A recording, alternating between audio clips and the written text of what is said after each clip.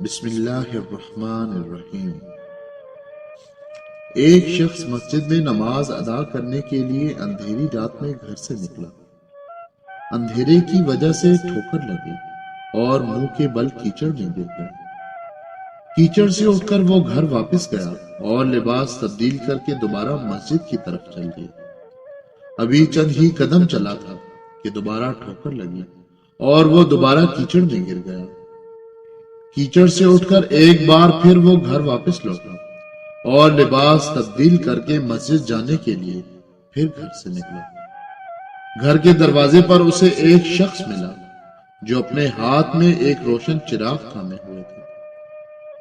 چراغ والا شخص چپ چاپ نمازی کے آگے آگے مسجد کی طرف چل دیا۔ اس بار چراغ کی روشنی میں نمازی کو مسجد تک پہنچنے میں کسی دشواری کا سامنا نہ کرنا پڑا اور وہ بخیریت مسجد تک پہنچ گیا۔ مسجد کے دروازے پر پہنچ کر وہ چراغ والا شخص رک گیا۔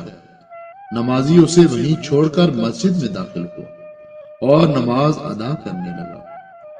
نماز سے فارغ ہو کر مسجد سے باہر آیا تو اس نے دیکھا چراغ والا شخص اس کا منتظر ہے تاکہ اسے چراغ کی روشنی میں گھر تک چھوڑ کر آئے۔ جب نمازی گھر پہنچ گیا تو اس اجنبی شخص سے پوچھا، آپ کون ہیں؟ اجنبی بولا، سچ بتاؤں تو میں ابلیس ہوں۔ نمازی کی حیرت کی انتہا نہ رہی۔ اس نے پوچھا، تجھے تو میری نماز رہ جانے پر خوش ہو جانا چاہیے تھا، پھر تو چراغ کی روشنی میں مجھے مسجد تک کیوں لے گیا؟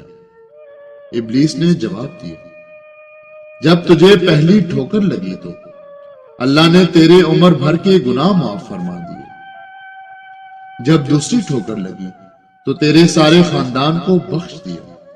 مجھے فکر ہوئی، اب اگر تو ٹھوکر کھا کر گرا تو کہیں اللہ تیرے سارے گاؤں والوں کی مغفرت نہ فرما دے، اس لیے چراغ لے کر آیا کہ بغیر گرے تو مسجد تک پہنچ جائے۔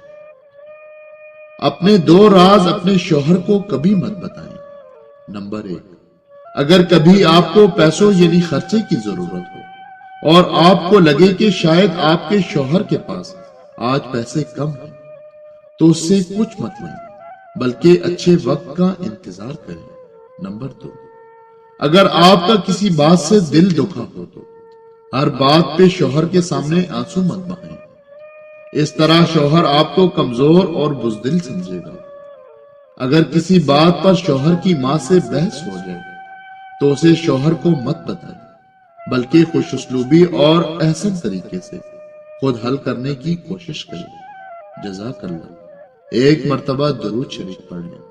صلی اللہ علیہ وسلم۔ اللہ حافظ۔